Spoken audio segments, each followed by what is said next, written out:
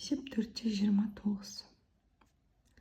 Онда шеңбердің центрі көрсетілмесе, оның доғасын қалай тең екі бөлікке бөлуге болады дейді. Ол үшін біз білетін теоремалардың барлығын қолданамыз. Шеңбердің центрін анықтаймыз. Осындай, центр көрсетілмесе дейді. Не осындай шеңбер берілген бізде. Делік шеңбер берілген, центрі жоқ.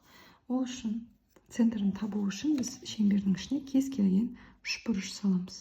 Яғни шеңбердің бойынан үш нүкте, кез келген жерінен үш нүкте белгілеп, сол үш нүктені қосамыз. Сонда шеңбердің ішіне іштей сызылған үшбұрыш пайда болады.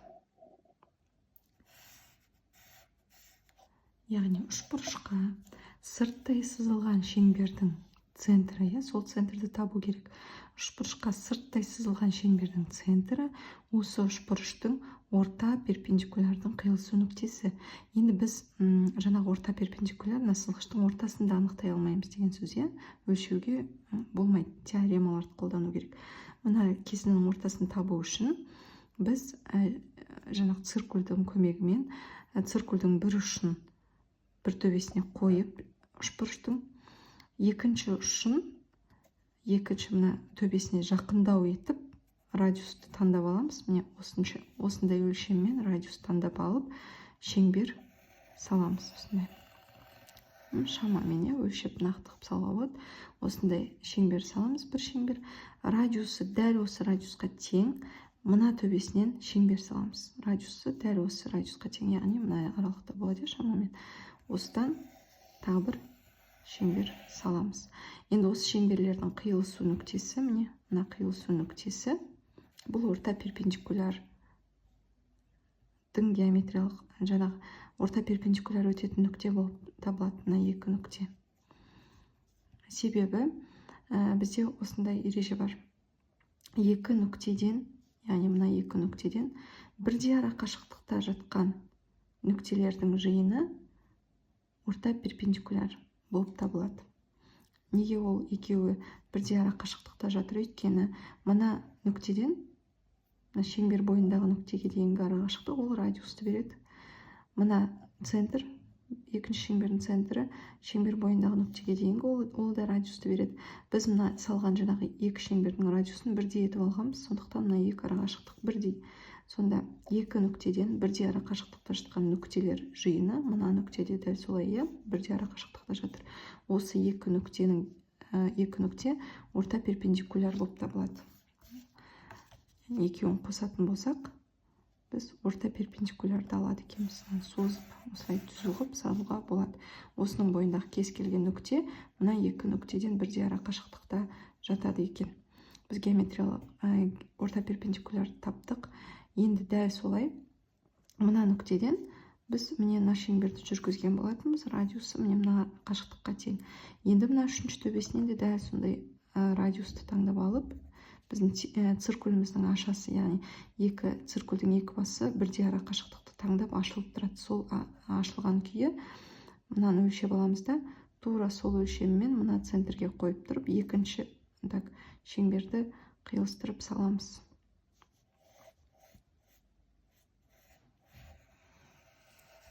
Шамамен осындай нақты өлшеп салуға болады. Менде циркуль болмағандықтан шамамен осындай ұқсастырып салдым. Осы екі мына шеңбердің қиылысу нүктесі тағы да дәл солай орта перпендикуляр болып табылады. Осы екі нүктені қосамыз, созамыз. Сонда мынау бізде екі орта перпендикулярдың қиылысу нүктесі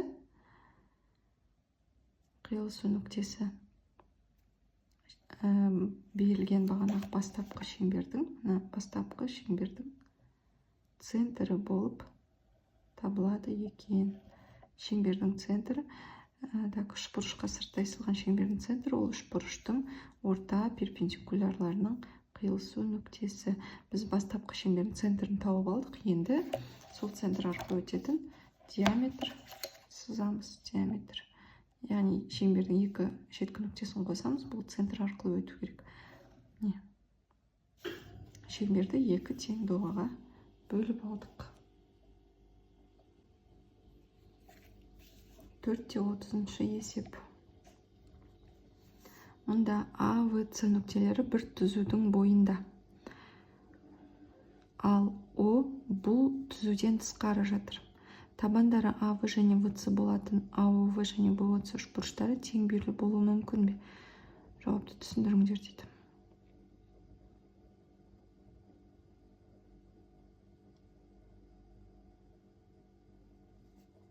Жазайық. А, В, С нүктелері бір түзудің бойында, яғни тиісті А түзуіне дейік.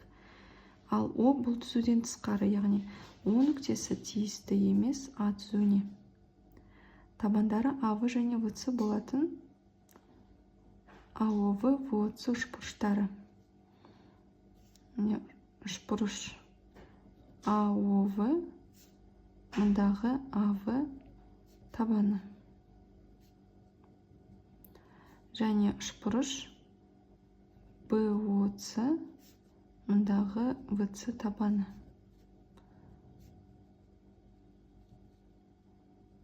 Үшбұрыштар тең бүйірлі болуы мүмкін бе? Үшбұрыш А, О, В, үшбұрыш В, О, С тең бүйірлі болуы мүмкін бе?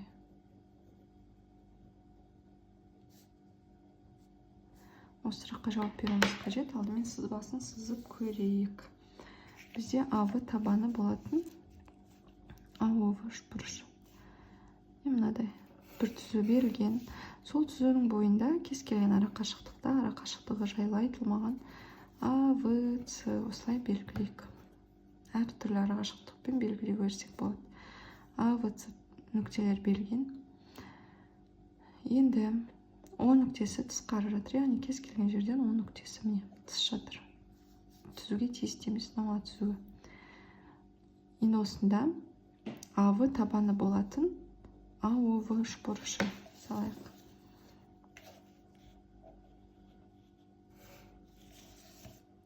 А, О, В.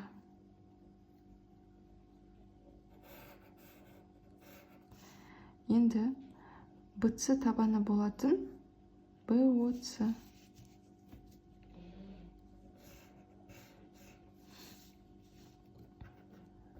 А, О, В және Б, О, С үшбұрыштары тең бүйірлі болуы мүмкін бе деген сұраққа жауап береміз. Енді мен сызбам бойынша ол тең бүйірлі емес, менде. Бірақ олай болуы мүмкін бе? Сол мүмкін жағдайды іздеп көреміз. Бұл үшбұрыштар қай кезде тең бүйірлі бола алады? Егерде үшбұрыш А, О, В тең бүйірлі егер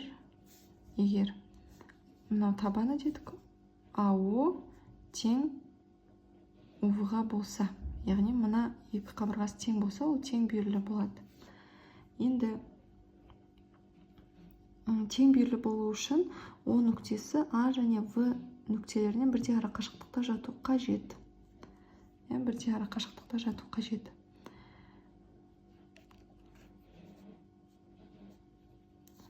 Жазамыз. Ол үшін О нүктесі А және В-дан бірдей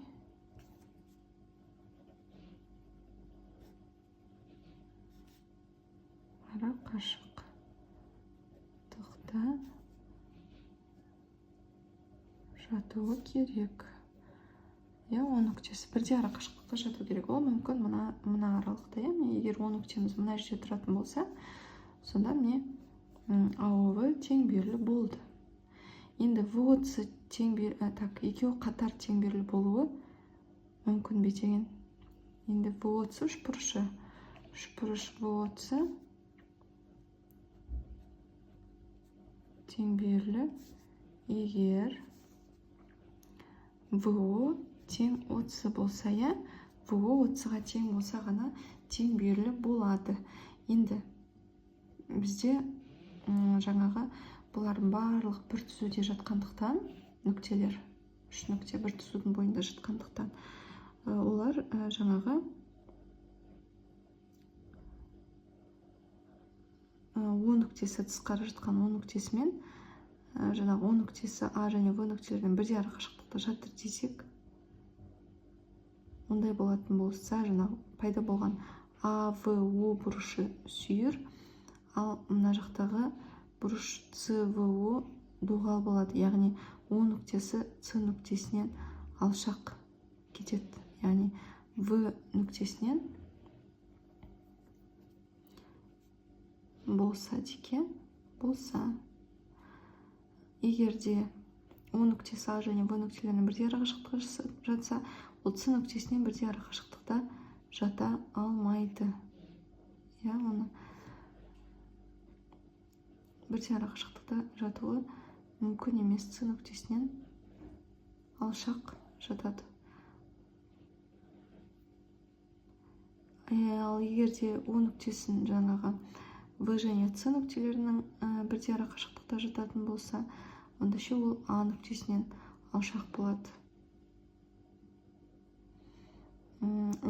Бірдей арақашықтықта жататын нүктелер үшін ол орта перпендикуляр ғой. Ал орта перпендикуляр деген ол кесіндінің қақ ортасы арқылы өтетін және перпендикуляр өтетін түзу бойындағы нүктелер. Яғни ол нүктелер мына түзудің бойында ғана жата алады. Берілген түзуге перпендикуляр болатын түзудің бойында ғана жата алады. Ал ондай перпендикуляр түзу АВ-ның ортасы арқылы өтеді. Сонда мына жақта В және С нүктелерінен бірдей арақашықтықта жататын нүктелер жиыны ол дәл солай В және С нүктесінің қосатын кесіндінің қақ ортасы арқылы тік өтетін жаңағы нүктелердің жиыны, мына нүктелердің жиыны. Бұл екеуі бір-бірімен қиылыспайды. Сондықтан да О нүктесі жаңағы үш нүктеден бірдей арақашықтықта жатуы мүмкін емес. Осылай түсіндіреміз.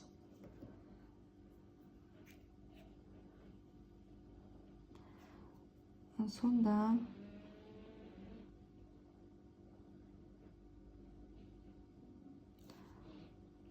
О тиісті орта перпендикулярға жаңағы не болу үшін, теңберлі болу үшін, ол тек қана бір үшбұрыштың екі төбесінен ғана бірдей арақашықтыққа жата алады. Бір түзудің бойындағы үш нүктеден бірдей арақашықтықта жатуы мүмкін емес.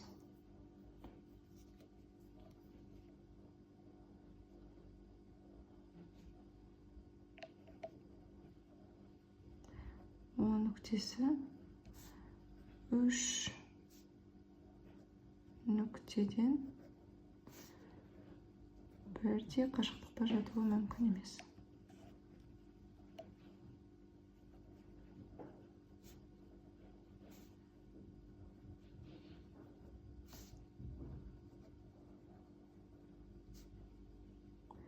Сонда теңберлі болуы мүмкін емес.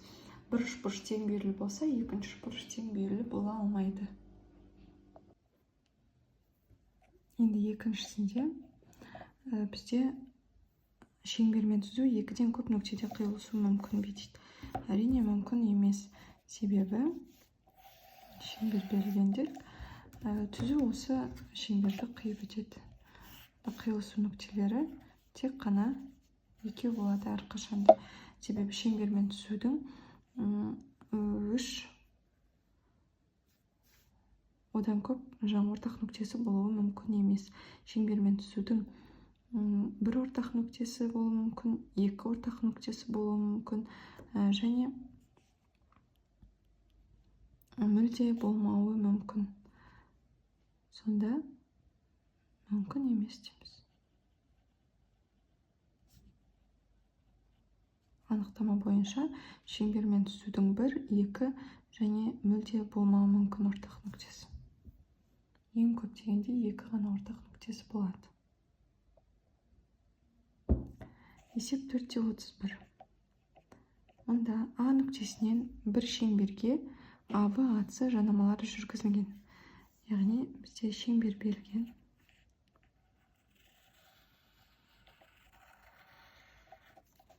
Центр О нүктесі делік. шеңберден тыс А нүктесі. Мына жерден А нүктесін белгілеп алайын. Осы А нүктесінен АВ және АЦ жанамалар жүргізілген дейді. Бір жанама жүргіземіз. АВ жанамасы болсын, мынау АЦ жанамасы болсын. Қалды бүйтіп, шамамен осындай. АВ және АЦ жанамалары берілген, жүргізілген. ВЦ жанасу нүктелері АВ, АЦ теңдігін дәлелдеңдер дейді. Дәлелдеу керек АВ-ның АЦ-ға тең болатындығын, яғни бізде негізі теорема бұл дәлелденген бар, шеңберден тыс жатқан нүкте арқылы жүргізілген жанамалар жанасу нүктесіне дейін арақашықтық тең болады деген теорема бар. Енді соның дәлелдеуін өзіміз ұсынайық. Оны дәлелдеу үшін біз бірде арақашықтыққа жататын дәлелдеу үшін мына екеуінің теңдігін дәлелдеу керек бізде, АВ мен АЦ-ның. Біз үшбұрыштар теңдігін қарастырайық мұнда. В оны қосайық және ОЦ-ны қосайық. Одан кейін центр мен А нүктесін қосайық. Бізде үшбұрыш пайда болады, үшбұрыш АОВ және үшбұрыш АОЦ-ны қарастырамыз. Бұл үшбұрышта біріншіден АО қабырғасы ортақ, ортақ қабырға, және де екіншіден БО немесе ОВ тең СО деген, мынау СО. Екеуі тең екен, ол өйткені радиусқа тең. Бізде жанама мен радиус тік бұрыш жасап қиылысады деген теорема бар. Тік бұрыш жасап қиылысады. Бізде радиус пен жанама 90 градус жасап қиылысады, яғни берілген жаңа қарастырып отырғанда екі үшбұрышымызда тік бұрышты үшбұрыштар. Енді тік бұрышты үшбұрыштар теңдігі бойынша катет пен гипотенуза теңдігі дәлелденсе, бір катет пен гипотенуза. Ондай болса, бұл үшбұрыштар тең деген сөз. Сонда жазамыз тік бұрышты үшбұрыштар теңдігі бойынша. Жаңағы үшінші белгісі қайда деп іздемейміз. Бізге катет пен гипотенуза теңдігі болса жеткілікті. Теңдігі бойынша үшбұрыш АОВ-мыз тең үшбұрыш АОЦ-ға екендігі шығады. Ондай болса, бұл үшбұрыштар тең болғандықтан жаңағы сәйкес қабырғаларда екінші катеттерде өзара тең деген сөз. АВ АЦ-ға тең. Есеп 4-32. Бұл есепте АВЦ үшбұрышына іштей сызылған шеңбер дейді. Яғни кез келген АВЦ үшбұрышы берілген. Кез келген етіп сызамыз. Осындай АВЦ үшбұрышы берілген дейік. Сол үшбұрышқа іштей сызылған шеңбер. Іштей сызылған шеңбер дегеніміз ол биссектрисалардың қиылысу нүктесі центрі болатын шеңбер. Осы центр болса, шамамен алып састырып саламыз. Осы центрі О нүктесі үшбұрыш АВЦ дейік. Енді бізде осы жанасу нүктелері А1, Б1, С1 дейді. Дәлелдеу керек. С1 тең болады 2-ден 1 АВ плюс АЦ минус ВЦ болатындығын. Дәлелдеуі. Жалпы АЦ1 неге тең? АЦ1 бізде не? АЦ1. Бұл тең болады. Мынау бізде шеңберден тыс жатқан нүкте. Шеңберден тыс жатқан нүктеден жанасу нүктеге дейінгі арақашықтықтар тең деген бізде теорема бар, Сонда АЦ1-іміз тең болады А1-ге. Теорема бойынша мынаған тең. Мынаған тең. Енді ал А1 неге тең? А1-ді алмастырамыз. А1 бізде тең болады АВ азайтылған мына А1В, иә, АВ азайтылған А1В.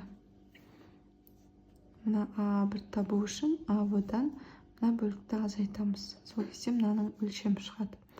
Енді ары қарай бізге жаңағы мына АС1-дегі АС1 тең болады АВ минус А1В 1 болды ғой. А1В болды. Енді А1 дегендердің барлығын жойып, оны жаңағы толық үшбұрыштың қабырғаларымен алмастыру керек АВ АС1-мен.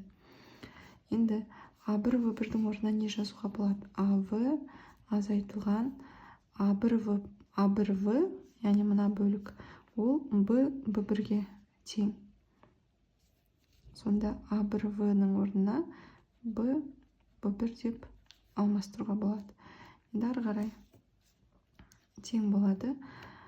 Б1 неге тең? Б1 ВЦ-ның бөлігі, иә, ВЦ-дан Б1 С-ны алып тастағанға тең. Яғни АВ азайтылған, жақшаның ішінде В1-дің орнына БЦ азайтылған Б1 С қоямыз. Енді мына жерде жақшаны ашатын болсақ, АВ минус БЦ минус плюсқа айналады, плюс В1 С тең болады. Енді ары қарай В1 С-ны алмастырамыз. В1 С нүктесінен жүргізген екі ары қашықтықтар тең, мынаған тең. Сонда В1 С-ның орнына С1-ді жазуға болады. Сонда АВ минус ВЦ плюс С1. Енді С1-дің орнына не жазуға болады? АВ минус ВЦ плюс С1 дегеніміз, ол мына АС-дан АС1-ді азайтып тастағанға тең. Сонда АС минус АС1. Қайтадан айналып келдік. Ал АС1 дегеніміз, ол жаңағы оның орнына ештеңе қойып керек емес. Бізде мына жақта АС1 табу керек қой өзімізге. АС1 жинақтаймыз. Енді осы теңдікті жеке жазып алайық. Яғни бізге қажетті өлшемдерді алдық. Не АС1 және АВ АС1. АС1 АВ БЦ АС. Теңдікті жеке жазып аламыз. Яғни мынау тең болды. Бізде ең соңғы теңдік мынау. АС1 тең болады АВ минус ВЦ плюс АС минус АС1. Енді жинақтаймыз. АС1-ді бір жаққа жинақтасақ, АС1 плюс АС1 болады 2АС1. Тең болады АВ минус ВЦ плюс АС-ға. Енді 2-ге бөліп жіберетін болсақ, мұнда 2 қысқарады. АС1 тең болады. Мына бөлік толық 2-ге бөлінеді. Яғни 2-ден 1 деп алдына шығаруға болады. 2-ден 1 АВ орындарын ауыстыруға болады, плюс АС минус ВЦ. Яғни нақты теңдікті алдық, дәлелденді.